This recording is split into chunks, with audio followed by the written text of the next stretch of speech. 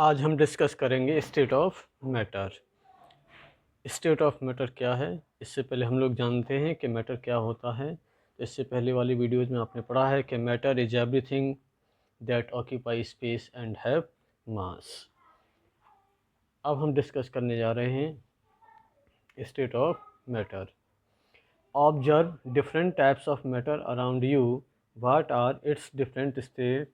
We can see that matter around us exist in three different states: solid, liquid and gases. These states of matter arise due to the variation in the characteristics of the particle of matter. Physical classification के अनुसार matter three categories का होता है। Number 1 solid, number 2 liquid, number 3 gases. हमारे आसपास जितना भी matter है, जितना भी है ना, वो केवल 3 डिफरेंट स्टेट में पाया जाता है।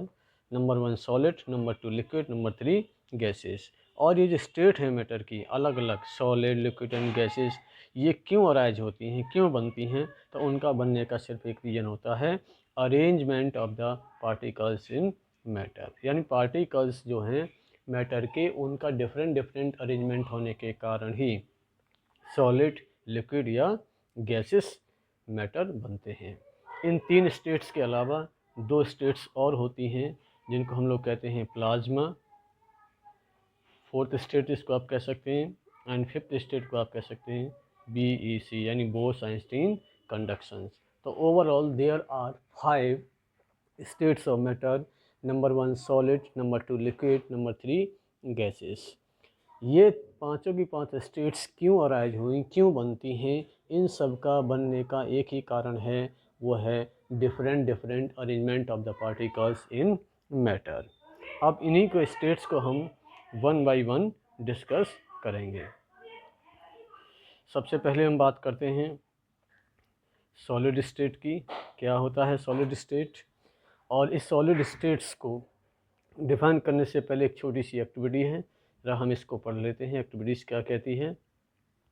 Collect the following articles: a pen, a book, a needle and a piece of wooden stick.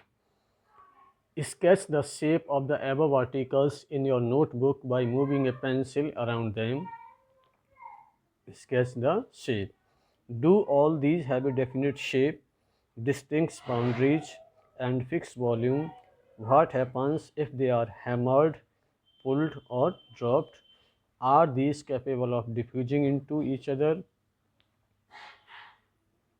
Try compressing them by applying force. Are you able to compress them? तो एक छोटी सी एक्टिविटीज़ है। ये activities क्या कहना चाहती हैं कि जितने भी अभी हमने एग्जांपल्स देखे, pen, book, needle, book, piece of wooden, stick, stone, brick, door, bench, और बहुत सारी चीज़ें जो सॉलिड हैं हमारे आसपास। क्या हैं हमारे आसपास? सॉलिड हैं। अगर आप उनका अपनी नोटबुक पर स्केच करते हैं, स्केच बनाते हैं, और स्केच बनाने के आप बाद में आप पाएंगे कि उन सभी आर्टिकल्स की एक डेफिनेट शेप है, एक डिस्टिंक्ट बाउंड्रीज है, और साथ ही साथ उनका एक फिक्स्ड वॉल्यूम है। तो जितने भी सॉलिड्स होते हैं उनकी कुछ बातें हमारे सामने आई कि एक तो डेफिनेट शेप हो गई, दूसरा एक डिस्टिंक्ट बाउंड्री हो गई, थर्ड उसका एक फिक्स्ड वॉल्यूम हो गया। साथ ही वो आगे कह रहा है कि यदि हम इनको हैमर्ड करें, मीन्स हथौड़े से उसको स्ट्राइक करें उसके ऊपर, या पीटें या उनको गिराएं, तो क्या होगा? हो सकता है ये टूट भी जाएं। क्या इनमें डिफ्यूजन भी होता है? डिफ्यूजन मीन्स इंटरमिक्सिंग होना ना। Try compressing them by applying force. Are you able to compress इन सभी ऑब्जेक्ट्स को आप अपने हाथों से दबा करके देखिए, क्या इनको आप कंप्रेस कर पाएंगे? तो आप पाएंगे कि इन सभी सॉलिड्स की जो एग्जांपल्स दिए, pen, book, needle, piece of wooden, stick, brick, door हो गया, बॉक्स हो गया, कूलर हो गया, विंडो हो गई, वॉल हो गई, है ना, ये सारी चीज़ें क्या हैं? सॉलिड हैं। और तो इन सॉलिड्स की बात निकल के आई कि इनकी एक डेफिनेट शेप होती है, डिस्टिंक्ट बाउंड्रीज होती है, फिक्स्ड वॉल्यूम होता है, साथ ही साथ हैमर करने पर, पुल्ड करने पर, ड्रॉप करने पर टूट सकते हैं। और इनमें डिफ्यूजन जो होता है यानी इंटरमिक्सिंग होता है ये बहुत ही कम होता है, और साथ ही साथ इनको हम कंप्रेस नहीं कर सकते। तो इसका मतलब हुआ कि डेफिनेशंस की बात अगर हम लोग करें कि सॉलिड की डेफिनेशंस क्या होगी, तो सॉलिड्स की डेफिनेशन निकल के आई, solids are those matter which have definite shape and definite volume। तो इसका मतलब हुए हमारे आसपास के मैटर जिनकी शेप हमेशा फिक्स होती है और उनका वॉल्यूम भी फिक्स होता है, उनको हम लोग मैटर के सॉलिड कहते हैं। क्या कहते हैं? Solid. Once again, solids are those matter which have definite shape and definite volume. Example के तौर पर आप लिखना चाहें तो लिख सकते हैं, ब्रिक लिख सकते हैं, स्टोन लिख सकते हैं, पेन लिख सकते हैं, नोटबुक लिख सकते हैं, निडल लिख सकते हैं, ए पीस ऑफ वुड लिख सकते हैं। ये सभी एग्जांपल्स किसके हो गए? सॉलिड्स के हो गए। अब देखते हैं इनकी प्रॉपर्टीज़ क्या होंगी सॉलिड्स की। तो सॉलिड की प्रॉपर्टीज़ को जानने से पहले थोड़ा सा देखिए, पैराग्राफ पढ़ते हैं हम लोग। क्या कह रहा है paragraph? All the above are example of solid. ये जो भी हमने पढ़े थे सभी सॉलिड्स के एग्जाम्पल थे, जिनमें एक डेफिनेट शेप थी, डिस्टिंक्ट बाउंड्री थी, एक फिक्स्ड वॉल्यूम था, और साथ ही साथ इनके अंदर जो कंप्रेसिबिलिटी थी वो बिल्कुल नेग्लिजिबल थी, means they are not compressed easily. Solids have a tendency to maintain their shape when subjected to outside force. Solids may break under force, but it is difficult to change their shape, so they are called rigid. जब in solids पर external force लगाया जा सकता है तो हो सकता है ये टूट जाएं, हो सकता है ये ब्रेक हो जाएं, बट इनके अंदर एक ख़ास टेंडेंसी होती है अपनी शेप को मेंटेन बनाए रखने की। इसीलिए सॉलिड्स को हम लोग रिजिड भी कह देते हैं। रिजिड, RIGID, यानी सॉलिड्स आर कैसे, सॉलिड कैसे हो गए? सॉलिड्स हो गए रिजिड्स होते हैं। क्या होते हैं? और रिजिड्स। और इस प्रॉपर्टीज़ को हम लोग बोलते हैं रिजिडिटी। तो रिजिडिटी मीन्स क्या हुआ? रिजिडिटी एक ऐसी प्रॉपर्टीज़ का नाम है जिसमें एक्सटर्नल फोर्स लगाने से कोई भी मैटर अपनी शेप को मेंटेन किए रहता है, उसकी शेप में कोई भी चेंज नहीं आता है। सच प्रॉपर्टीज़ कॉल्ड द रिजिडिटी। और this property is mostly found in the solid because solids जो होते हैं they are highly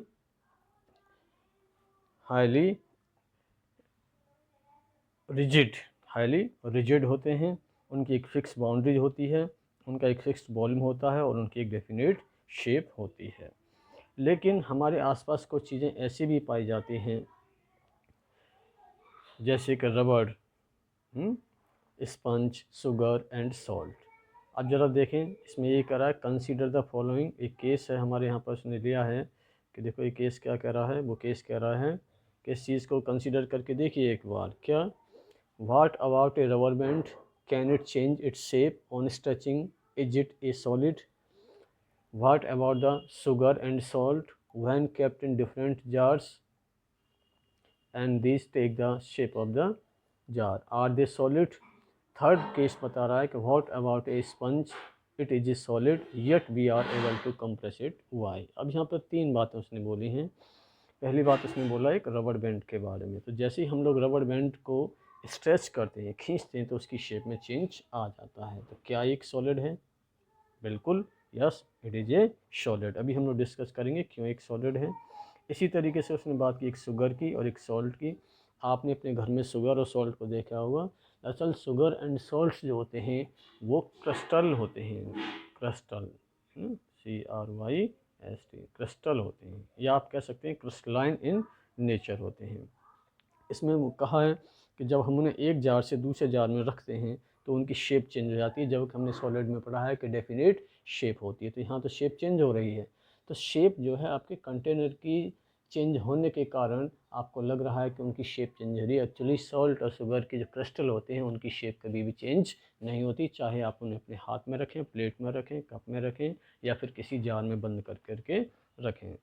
third case जो बात कर रहा है, what about a sponge? It is a solid yet we are able to compress it. जो स्पंज होता है उसे हम बड़ी आसानी से कंप्रेस कर देते हैं। लेकिन सॉलिड की डेफिनेशन में तो लिखा था कि सॉलिड्स आर नॉट कंप्रेसिबल है ना, they can not compress easily, उनको कंप्रेस नहीं किया जा सकता क्योंकि उनकी फिक्स शेप होती है, फिक्स वॉल्यूम होता है, डिस्टिंक्ट बाउंड्रीज होती है ना, और एक्सटर्नल फोर्स लगाने पर हो सकता है उनके ब्रेक हो जाएं, टूट जाएं, बट वो कभी भी अपनी शेप को चेंज नहीं करते हैं। All the above are solid, ये सभी क्या थे, सॉलिड थे। रबर बैंड भी सॉलिड हुआ, शुगर सॉल्ट भी सॉलिड है, स्पंज भी सॉलिड है। अब उसके आंसर्स हैं, देखिए क्या है। A rubber band change shape under force and regain the same shape when the force is removed. If excessive force is applied it breaks. तो रबर बैंड को जैसे ही आप स्ट्रेच करेंगे, उसको खींचेंगे, डेफिनेटली उसकी शेप में चेंज आता है, लेकिन जैसे ही हम लोग उस एक्सटर्नल फोर्स को हटाते हैं वो फिर से अपनी शेप को ले लेता है, और ज़्यादा फोर्स लगाने पर, ज़्यादा स्ट्रेच करने पर हो सकता है वो टूट भी जाए। The shape of each individual sugar और सॉल्ट क्रिस्टल रिमेन फिक्स। जैसा मैंने बताया था कि जो शुगर होती है, शुगर या फिर हमारा सॉल्ट, इनके जो पार्टिकल्स होते हैं they are crystalline in nature. कैसे होते हैं, क्रिस्टलाइन होते हैं, crystalline in nature. Whether be take it in hand, put it in a plate और इन ए जार। आप इन्हें कहीं भी रखें, कोई फ़र्क नहीं पड़ता, क्योंकि उनके पार्टिकल्स की जो शेप है वो हमेशा फिक्स रहेगी। थर्ड बात करें हम लोग स्पंज की, तो स्पंज के अंदर एक माइन्यूट होल होते हैं जिनके अंदर एयर भरी होती है। जैसे ही हम लोग उसको प्रेस करते हैं तो एयर बाहर निकल जाती है, जिसके कारण वो आसानी से कंप्रेस हो जाता है। बट माय डियर फ्रेंड्स, मेरे दोस्तों, मेरे बच्चों, ये salt, sugar, sponge and rubber, these are also solid, है ना। क्या हैं इनको, सॉलिड्स को, जिसमें से हम लोग शुगर और सॉल्ट को क्रिस्टलाइन सॉलिड बोल देते हैं, जबकि रबर और स्पंज को हम लोग अमॉर्फस, जब आप अगली कक्षा में आप जाएंगे तो वहाँ पढ़ेंगे अमॉर्फस सॉलिड होता है। अभी हम लोग यहाँ पे बात करेंगे कि सॉलिड्स की प्रॉपर्टीज़ के बारे में। तो अभी हमने क्या क्या प्रॉपर्टी जानी। पहली प्रॉपर्टीज़ थी कि सॉलिड्स जो होते हैं उनकी डेफिनेट शेप होती है, डेफिनेट शेप होती है, डेफिनेट वॉल्यूम होता है, डिस्टिंक्ट बाउंड्रीज होती है, साथ ही साथ उनको आसानी से कंप्रेस नहीं किया जा सकता, है ना, यानी नॉट कंप्रेसिबल, कंप्रेस नहीं हो सकते हैं वो। और इनके अंदर सबसे बड़ी टेंडेंसी होती है अपनी शेप को मेंटेन बनाए रखने की, दैट इज़ कॉल्ड रिजिडिटी, उसको रिजिडिटी कहते हैं। अगर हम लोग मॉलिक्यूलर लेवल की बात करें ना, किसकी बात करें हम लोग, मॉलिक्यूलर लेवल की बात करें, तो मॉलिक्यूलर लेवल पर देखिए कैसे होते हैं सॉलिड्स। मान लीजिए ये हमारा एक सॉलिड है, तो सॉलिड के जो पार्टिकल्स होते हैं दे आर क्लोजली पैक्ड। ये पार्टिकल्स हैं सॉलिड के जो बहुत ही पास पास होते हैं, इनके बीच में इंटर मॉलिक्यूलर स्पेस या इंटर पार्टिकल स्पेस बहुत ही कम होता है। ये जो बीच में जगह देख रहे हैं, यानी ये, इसको हम बोलते हैं इंटर पार्टिकल स्पेस। ये स्पेस, ये जो दिखाएं, ये पार्टिकल्स हैं, ये क्या हैं, पार्टिकल्स हैं। तो किसी भी सॉलिड की जो इंटरनल स्ट्रक्चर होती है बिल्कुल इसी तरीके से होती है। ये सारे के सारे पार्टिकल्स क्लोजली पैक्ड हैं, इनके बीच में जो इंटर पार्टिकल स्पेस है वो बहुत ही कम है। इंटर पार्टिकल स्पेस क्या है, बहुत ही कम है। और इंटरमॉलिक्यूलर फोर्स की बात करें, इंटर मॉलिक्यूलर फोर्स, जो फोर्स है इनके बीच में, यानी फोर्स ऑफ अट्रैक्शन पार्टिकल्स के बीच में है, वो बहुत मैक्सिमम होता है। तो हमने क्या सीखा कि जो सॉलिड के पार्टिकल्स होते हैं उन पार्टिकल्स के बीच में इंटर मॉलिक्यूलर स्पेस बहुत ही कम होता है, फोर्स ऑफ अट्रैक्शन मैक्सिमम होता है, फोर्स ऑफ अट्रैक्शन मैक्सिमम होता है, और स्पेस बहुत ही कम होता है। जब स्पेस बहुत ही कम होता है, इसी कारण से ये जितने भी सॉलिड्स होते हैं हम उनको आसानी से कंप्रेस नहीं कर सकते, इसीलिए ये कंप्रेसिबिलिटी शो नहीं करते हैं। फोर्स ऑफ अट्रैक्शन मैक्सिमम होने के कारण इनकी शेप हमेशा डेफिनेट होती है और वॉल्यूम भी इनका फिक्स रहता है। साथ ही साथ इन पार्टिकल्स की जो मोशंस हैं, है ना, मोशंस है वो मोशंस भी हमेशा बहुत ही कम होती है, वेरी रेयर। ये पार्टिकल्स बहुत ही कम मोशन करते हैं। जैसा कि हमने इस वीडियो में पहले भी पढ़ चुके थे कि जितने पार्टिकल्स होते हैं वो सभी रैंडमली मोशन करते रहते हैं। सॉलिड में ऐसा नहीं है, सॉलिड में मोशंस बहुत कम होती है, फोर्स ऑफ अट्रैक्शन बहुत ज़्यादा होता है और स्पेस बहुत ही कम होता है। They are highly rigid in nature, ये कंप्रेसिबिलिटी शो नहीं करती हैं। तो ये कुछ प्रॉपर्टीज थी हमारे सॉलिड्स की। लेकिन बात करें इंटरमॉलिक्यूलर फोर्स क्या होता है, अगर मान लिया आपसे कोई पूछ लेता है तो इंटरमॉलिक्यूलर फोर्स क्या है या इंटर पार्टिकल फोर्स क्या है, तो the force of attraction which applies among the particles, यानी पार्टिकल्स के बीच में जो फोर्स ऑफ अट्रैक्शन लग रहा है उसको हम लोग बोल देते हैं इंटरमॉलिक्यूलर फोर्स ऑफ अट्रैक्शन। चलिए अब बात करते हैं हम लोग लिक्विड स्टेट की। ये दूसरी स्टेट है, इसका नाम है लिक्विड स्टेट। तो लिक्विड स्टेट्स को थोड़ा क्लियर करने से पहले हम लोग एक एक्टिविटीज़ दे रहे हैं, इन एक्टिविटीज़ को देखते हैं। एक्टिविटीज़ क्या कहती है, तो एक्टिविटीज़ में है collect the following water, cooking oil, milk, juice and A cold drink. क्या कराए, वाटर लीजिए, water, cooking oil, milk, juice और कोल्ड ड्रिंक। ठीक। Containers of different shape, put A 50 ml mark on these containers using a measuring cylinder from the laboratory. What will happen if these liquids are split on the floor? फिर measure 50 ml of any one liquid and transfer into different container one by one. Does it the volume remain same? देखते हैं क्या होता है। Does the shape of liquid remain the same? When you pour the liquid from one container into another, does it flow easily? तो ये कुछ चीज़ें हैं, प्रॉपर्टीज़ हैं जो हमको देखनी है। क्या करा है, सबसे पहले उसने कहा कि लिक्विड्स के जो एग्जांपल्स के तौर पर उसने कहा कि मिल्क, मिल्क क्या है, एक लिक्विड है आपका। कोल्ड ड्रिंक वो आप लिक्विड हैं, वाटर वो आपका लिक्विड है, ऑयल लिक्विड है, पेट्रोल लिक्विड है, डीजल लिक्विड है। ये सभी एग्जांपल्स किसके हैं, लिक्विड्स के हैं। अब उसने कहा कि कंटेनर्स ऑफ डिफरेंट शेप ले लीजिए, 50 ml mark on the container using a measuring cylinder from the laboratory. फिर what will happen if these liquids are split on the floor. तो देखिए जैसे ही आप किसी भी लिक्विड को है ना फर्श पर डाल देते हैं तो वो बहना शुरू कर देता है, यानी जितने भी लिक्विड्स होते हैं उनके अंदर एक फ़्लो होने का करैक्टर पाया जाता है।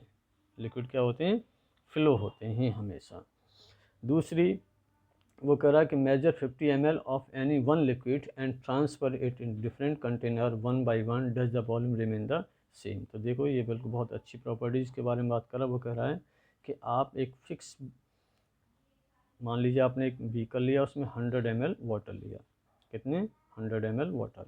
अब इसी बीकर में 100 ml वाटर रखा है, इस वाटर को किसी दूसरे बर्तन में ट्रांसफ़र करिए तो क्या ये 100 ml ही रहेगा, बिल्कुल ऑफ कोर्स 100 ml रहेगा।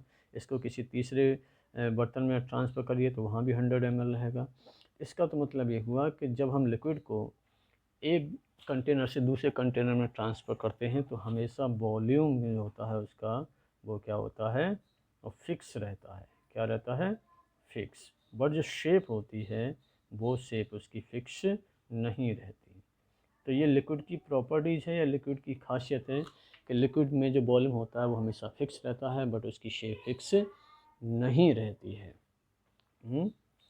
आगे देखते हैं आगे क्या कहता है। Be observe that liquid have no fixed shape, no fixed shape, यानी इनकी शेप बिल्कुल फिक्स नहीं होती बट वॉल्यूम हमेशा फिक्स होता है। They take up the shape of the container in which they are kept, ये उस कंटेनर की शेप को ले लेते हैं जिस कंटेनर में इनको रखा जाता है।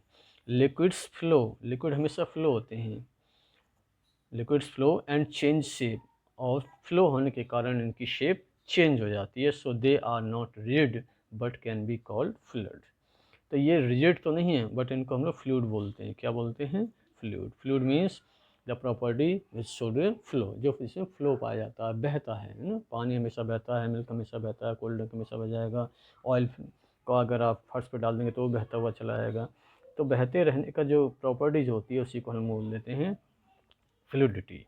तो जो लिक्विड्स होते हैं, अब उनकी जो डेफिनेशंस निकल के आई वो क्या है, तो देखते हैं। तो लिक्विड्स क्या हैं? Liquids are those matter which have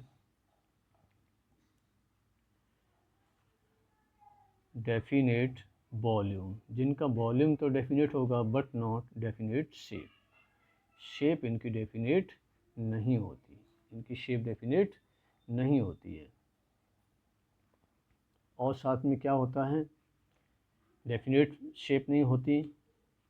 liquids क्या होते हैं? फ्लो होते हैं, means they are known as fluids.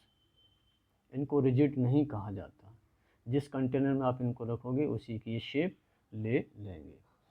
अब बात करें मॉलिक्यूलर फोर्स के लेवल की बात कि इंटरमॉलिक्यूलर लेवल पर क्या होता है। तो देखिए, जितने भी लिक्विड्स हैं, मान लीजिए कंटेनर हैं जिसमें लिक्विड्स के पार्टिकल थोड़ा दूर दूर होंगे, यानी इनके बीच में जो स्पेस है, यानी ये जो स्पेस है ये सॉलिड से ज़्यादा होता है। अब फोर्स ऑफ अट्रैक्शन की बात करें पार्टिकल्स के बीच में, तो ये सॉलिड से कम होता है, यानी स्पेस ज़्यादा है, स्पेस ज़्यादा है सॉलिड से, बस सॉलिड से फोर्स ऑफ अट्रैक्शन यहाँ पर कम होगा। क्या होगा? कम होगा, लो। यानी force of attraction between the particles यहाँ कम रहता है, इंटरमॉलिक्यूलर स्पेस यहाँ पर ज़्यादा होगा। और जब इंटरमॉलिक्यूलर स्पेस ज़्यादा होगा और इन्हें फोर्स ऑफ अट्रैक्शन कम होगा, इसी कारण से इनके अंदर जो फ्लो होने का करेक्टर है वो फ्लो इसीलिए होते हैं क्योंकि इनके बीच में force of attraction comparison to solid कम होता है। ठीक, आगे पढ़ते हैं जो क्या कहता है। Solid and liquid can diffuse into liquid. The gases from the atmosphere diffuse and dissolve in water. These gases, especially oxygen and carbon dioxide, are essential for the survival of the aquatic animal and plant. बात कर रहे हैं यहाँ पर diffusion की। किसकी? Diffusion. तो diffusion क्या होता है? Diffusion means intermixing of the particles, यानी डिफरेंट जो स्टेट होती है मैटर की, उनके पार्टिकल्स अगर एक दूसरे में मिक्सअप हो जाते हैं तो सच प्रॉपर्टी इज कॉल्ड डिफ्यूजन। तो डिफ्यूजन जो होता है वो सबसे ज़्यादा होता है गैसेस में, और गैसेस से कम होता है लिक्विड में, और लिक्विड से भी कम होता है आपका सॉलिड्स में। तो लिक्विड के अंदर डिफ्यूजन बड़ी आसानी से हो जाता है क्योंकि लिक्विड्स के अंदर इंटरमॉलिक्यूलर स्पेस ज़्यादा होता है और फोर्स ऑफ अट्रैक्शन पार्टिकल्स के बीच में कम हो जाता है। तो हमारे एटमॉस्फेयर में पाए जाने वाली जो गैसेस हैं, specially oxygen and carbon dioxide की अगर हम लोग बात करें, तो ये आसानी से वाटर में डिजॉल्व हो जाती हैं। और वाटर में डिजॉल्व होने के कारण ही जितने भी एक्वेटिक एनिमल्स हैं या प्लांट हैं वो वाटर में सर्वाइव कर पाते हैं। All living creature need to breathe for survival. The aquatic animals can breathe under the water due to the presence of dissolve oxygen in water. Thus, we may conclude that solid, liquid and gases can diffuse into liquid. The rate of diffusion of liquid is higher than solid. तो diffusion properties के कारण ही जितने भी living creatures होते हैं जिनको breathing करने के लिए ऑक्सीजन की ज़रूरत होती है, एक्वेटिक एनिमल्स एग्जांपल के तौर पर, वो तभी कर पाते हैं क्योंकि वाटर के अंदर ऑक्सीजन डिजॉल्व रहती है। इससे पहले एक बात और यहाँ बोला गया कि लिक्विड के अंदर, ये लिक्विड है, लिक्विड के अंदर सॉलिड भी डिजॉल्व हो जाते हैं, गैसेस भी डिजॉल्व हो जाती हैं। ये लिक्विड है, अगर आप वन ड्रॉप है ना, आप जो हैं डिटॉल की इसमें डालें तो पूरे मिक्सअप हो जाएगा डिटॉल। तो डिटॉल क्या है? लिक्विड है, तो लिक्विड में भी डिफ्यूजन हो जाएगा। सॉलिड का कोई एग्जांपल, जैसे आपने शुगर को डिजॉल्व कर दिया पानी में तो शुगर भी इसमें डिजॉल्व हो जाएगी।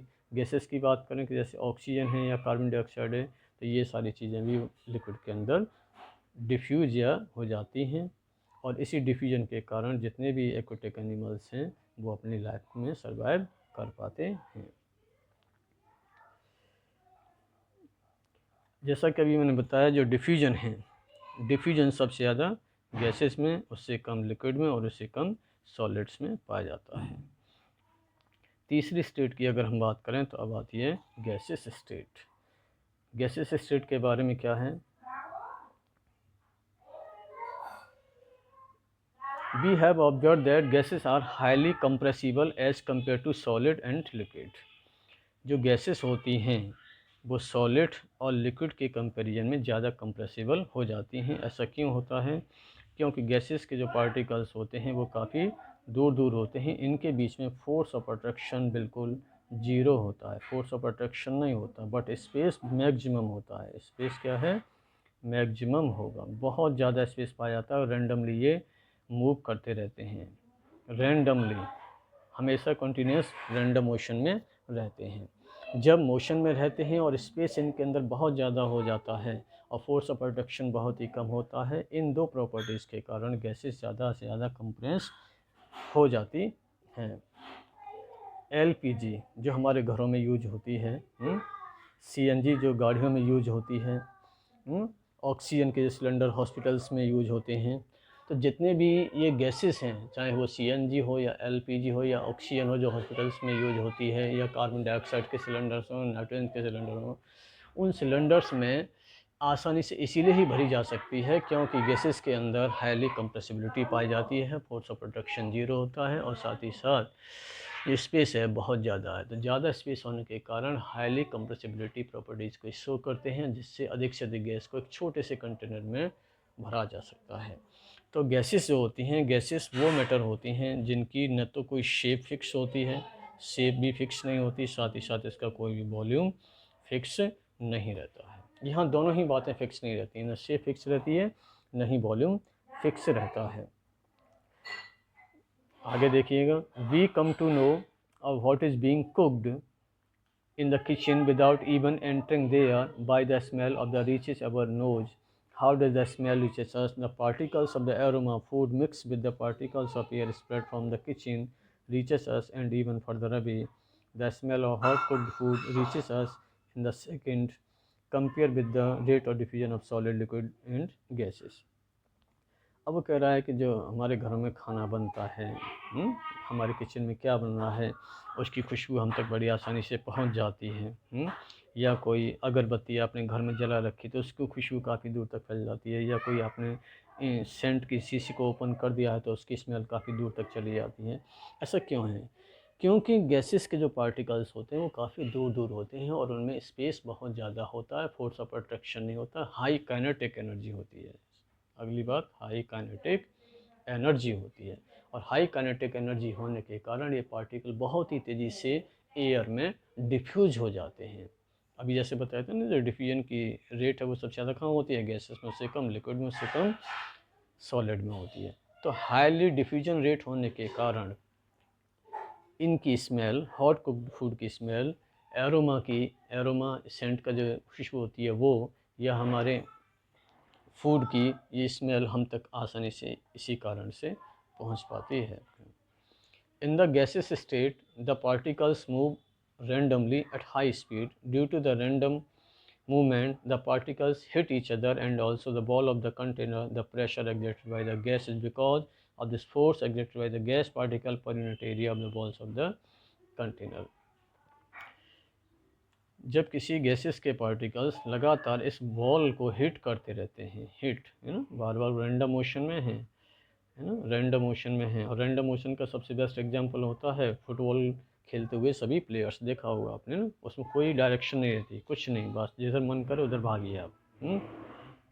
तो रैंडम मोशन होने के कारण क्या, रैंडम मोशन होने के कारण हाई काइनेटिक एनर्जी के होने के कारण ये पार्टिकल्स बार बार कंटेनर की बॉल से हिट करते हैं, जिस हिट करने के कारण यहाँ पर एक प्रेशर क्रिएट हो जाता है। क्या क्रिएट हो जाता है? प्रेशर। क्या क्रिएट हो जाता है? प्रेशर, है ना। और प्रेशर का फॉर्मूला होता है P = F/A। ए मीन्स यहाँ पर एरिया और F मीन्स फोर्स। जब ये बार बार किसी बॉल को हिट करते हैं तो वहाँ हिट बॉल पर एक फोर्स अप्लाई करते हैं, एक पर्टिकुलर एरिया पर एक फोर्स अप्लाई कर रहे हैं। फोर्स अपॉन एरिया को हम लोग बोल देते हैं प्रेशर, जिसके कारण गैस सिलेंडर के अंदर, सीएनजी के अंदर, एलपीजी के अंदर और ऑक्सीजन के सिलेंडर के अंदर, कार्बन डाइऑक्साइड के सिलेंडर के अंदर हमेशा एक प्रेशर होता है। अब देखिए सबसे इम्पोर्टेंट बात, ये जो तीन यहाँ पर डायग्राम्स दिख रहे हैं,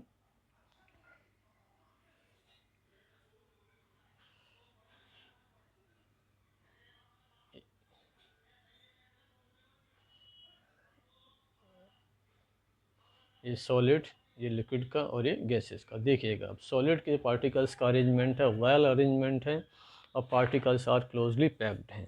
वहीं अगर हम लिक्विड की बात करें तो लिक्विड के पार्टिकल्स के बीच में स्पेस है, और गैसेस के पार्टिकल्स के बारे में देखें तो गैसेस के पार्टिकल्स के बीच में बहुत ज़्यादा स्पेस है।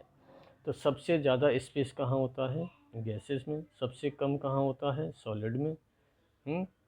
सॉलिड में। तो ये स्पेस की बात हुई। किसकी बात है? स्पेस की। फोर्स ऑफ अट्रैक्शन की बात करें तो फोर्स ऑफ अट्रैक्शन यानी पार्टिकल्स के बीच में लगने वाला फोर्स, तो यहाँ सॉलिड में सबसे ज़्यादा होता है, उससे कम लिक्विड में, उससे कम गैसेस में होता है आपका।